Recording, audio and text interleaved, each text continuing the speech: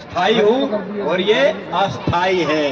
इसलिए प्यारे बच्चों, गीता का परम पावन पवित्र संदेश यही है, मात्रा स्पर्शास्तु कौन्तेय शीतोष्ण सुख दुखदा आगमा पाइनो अनित्याता स्थिति क्षस्व भारत है।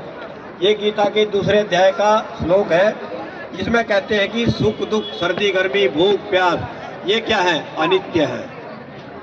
इसलिए हे अर्जुन, इनको तू सहन कर। शीतोष्ण सुख दुखदा आगमा पाइनो अनित्य, जो आए हैं ये जाएंगे भी, इसलिए हमने घबराना नहीं चाहिए। सुख दुखे समय कृत्वा लाभा लाभौ जया जयौ ततो युद्धाय युज्यस्व नैवं पापम अवाप्स्यसि। कभी सुख है कभी दुख है, ठीक है ना, कभी सर्दी कभी गर्मी, ये सब कुदरत के नजारे हैं। और प्यास उनको भी लगती है जो यमुना किनारे, ठीक है ना। ये तो चलता रहता है, तो सर्दी गर्मी भूख प्यास यश अपयश मान हानि, इसलिए आपने घबराना नहीं है, ठीक है ना।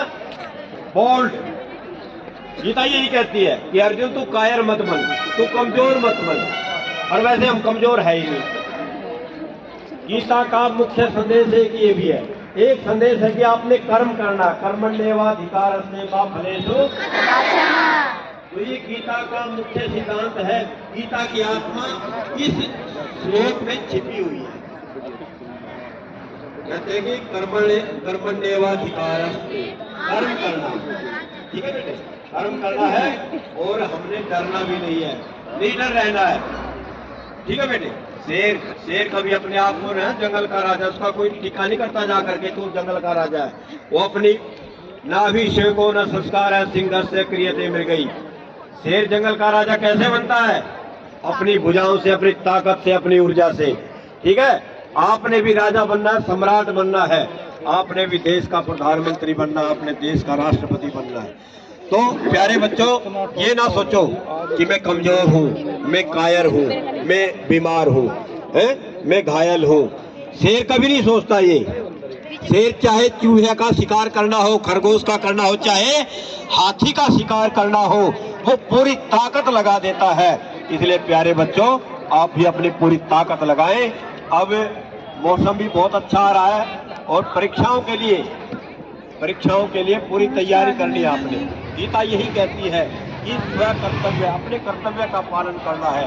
आपका कर्तव्य क्या है? पढ़ाई करना, करोगे ना। भगवान कृष्ण आपके हृदय मंदिर में विराजमान बैठे हुए भगवान यही कह रहे हैं कि हे मानव, हे मेरे प्यारे प्यारे बच्चों,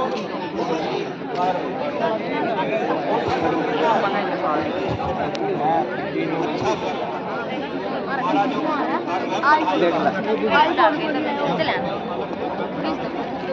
पूछिए